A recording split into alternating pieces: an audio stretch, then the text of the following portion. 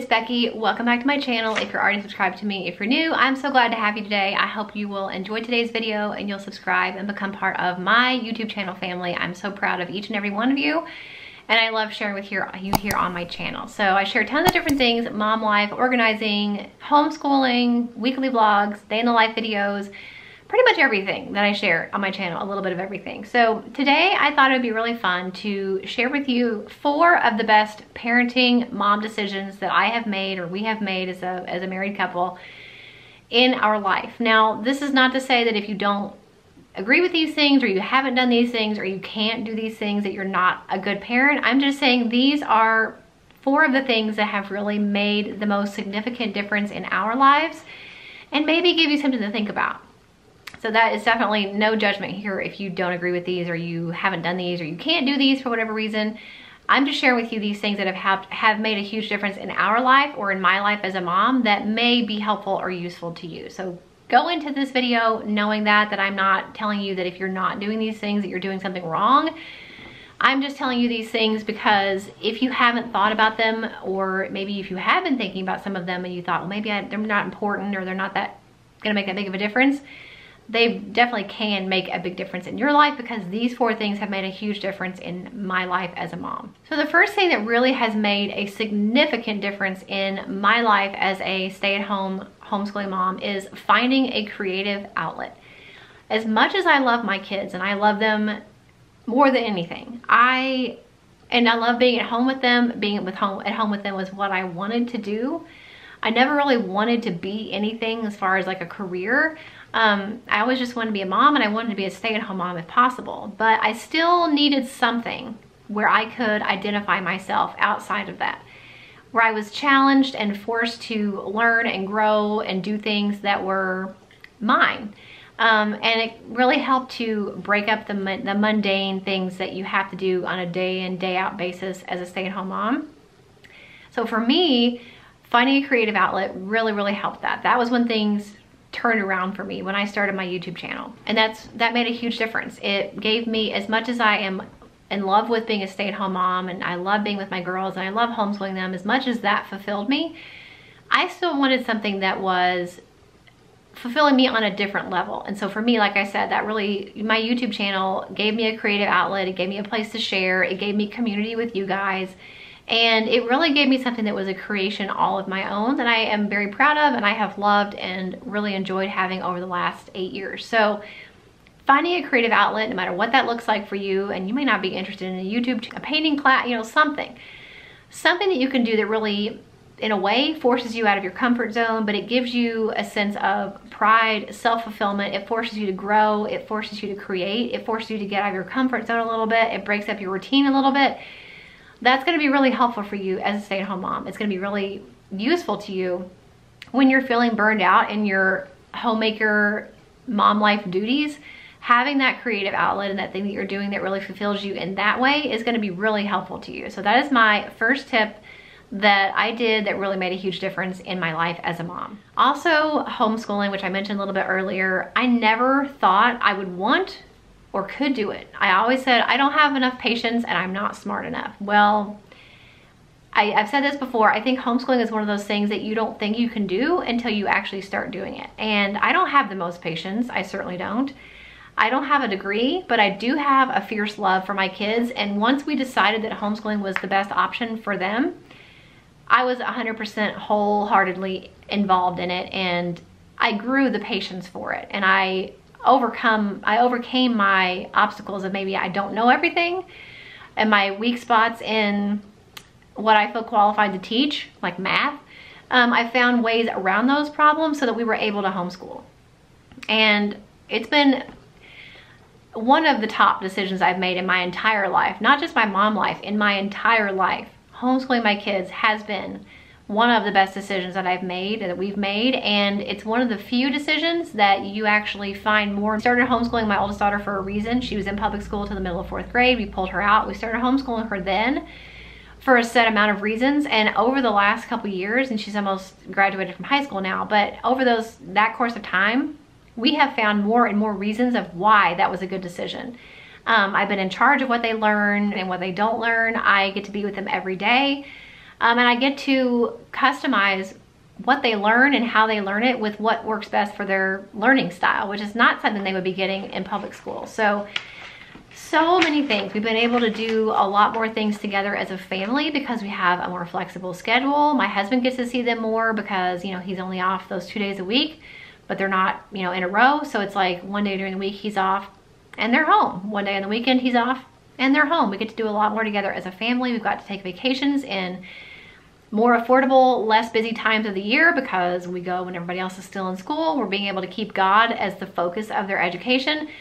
So many blessings have come from homeschooling, and other than choosing to follow God and having my kids, homeschooling has been the best decision I've ever made. And how many things can you say that about? So that was an amazing thing. So if you're on the fence about homeschooling and you maybe have been thinking about it for a while, or maybe you've just been thinking about it here in the last couple years, I would encourage you to really examine your hesitations of what, you know, why you think maybe you can't do it. There's always a way that you can do it. And even if you're working, I know there's people that message me all the time that work full time, but they've somehow found a way to make homeschooling work for them because they made that, they made sacrifices to be able to make that happen, but they did make it happen because they thought it was important. So don't let the fact that maybe you work, or maybe you're not a rocket scientist like I'm not, or maybe you don't have the most patience in the world, don't let those things stop you. You will learn those things as you go along. You will get more patient as time goes on.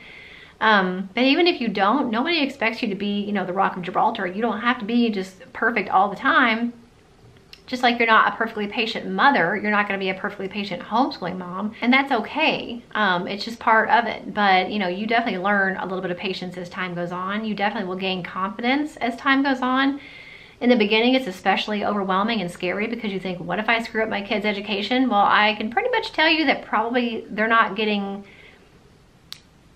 any better than you could do for them at home in public school, more than likely. So just think about that and really sit down and weigh like the pros and cons. And if you are struggling with a few things, like maybe I can't make it work because I can't teach math, there's programs that will teach math for you. Trust me, that was the first thing we looked into. Maybe you are thinking I can't do it because I have multiple kids. There's plenty of people that do it. There's tons of people on YouTube that share how they do it. I only have 2 kids, so for me it wasn't terribly hard, but there's definitely a lot of like shuffling going on, you know, of schedules and stuff, but I know you can do it. So that was homeschooling, and choosing to homeschool was one of the most important decisions I've made as a mom, and one of the most important decisions I've made in my life. Another really important decision we've made as parents, and for myself personally, is limiting cell phones. I've got a lot of flack for this over the years. My oldest daughter didn't get a cell phone until she was 12.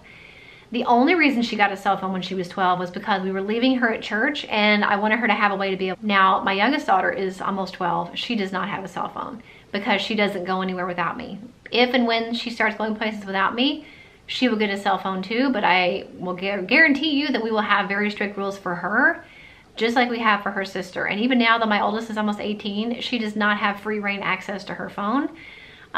She does have Instagram, but it's on my, like, link to my account, so she can't really get into it without using my phone to do it, because I have the password. Like, I have been very strict with them for phones. I'm not going to go into every reason why, but there are so many physical and mental problems that can come from being around phones too much, and I am trying my best to limit them from having those problems. Social media, and I know what a toxic place social media can be as an adult, but especially as a YouTube, you know, creator. There's a lot of flack you get for different things, and it's hard. It's a hard place to be, even though there's a lot of fun in it. There's a lot of bad in it too. So limiting cell phones for them, or not having them at all, has been one of the best decisions that we've made. And also for myself, like, I had to start taking my phone years now, or a year and a half, because I found myself waking up in the middle of the night wanting to get on my phone. Or if I couldn't sleep, I'd get on my phone. Or first thing in the morning when I'd wake up, I'd get on my phone. And that was such a bad habit. It was really toxic for me. It was really bad for me.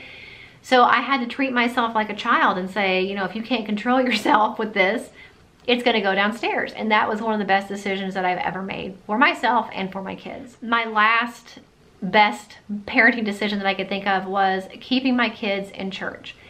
that is something that has been a journey. You know, we didn't always have a home church. It took us years to find one. And before that, we still kept the girls in church. It was just this church or that church or whatever. So I definitely think there's value in finding a church home. But even if you don't have a church home, somewhere that you consistently go, you know, for years and years and years, I still think keeping them in church is religious. And so that makes churches sinful places just like anywhere else. There is sin that is going to trickle into the congregation, into the leadership. It's just the way that it is. But as a Christian, God does encourage us to go to church. It is important for us to have fellowship with other Christians, however flawed they and we may be. And I think for kids, it's especially important to have a group of kids in their life that they can go to church with on a weekly basis, grow up with. If you know, some of these families that my girls go to church with now have been there since they were little. So they're growing up with a lot of these same kids. And even though those kids are not perfect, of course, just like their parents aren't, and just like no one is, it's really a good environment for them to be in. And especially as homeschoolers, I think it's been really important because it's been a great way for the girls to consistently have a social activity at least once, if not twice or 3 times a week, that they're able to go somewhere. They have different events, especially in the summer. They have shaving cream fights, and they have carnivals, and they have VBS, and they have, they're not really revivals. That's kind of an old school term, but they'll have like, you know, a couple days or a week-long conference that the kids will go to and have like lessons and fellowship time and games and crafts and food and all kinds of stuff. It's just been a great place for the girls to go and to know that they had a church family. Still trying to provide them with quality interaction versus just quantity, which is what you get a lot at like public school and things like that. So it's been a really great environment for them to grow up in. It's been really important, I think, for us to set the example of church, and going to church is an important thing. There is value in going to church. I think that's been a good example to us, you know, for us to set on Sunday mornings for like, you know, church service, but then also for them to have a place to go where they can have lessons that are tailored to their age with people that are their own age in their groups. It's just been a really great thing, and I think it's really important. So I highly encourage you guys, if you don't already, find a church that you and or your kids can go to on a regular basis. Those are the 4 best parenting decisions that we have made over the last 18 years.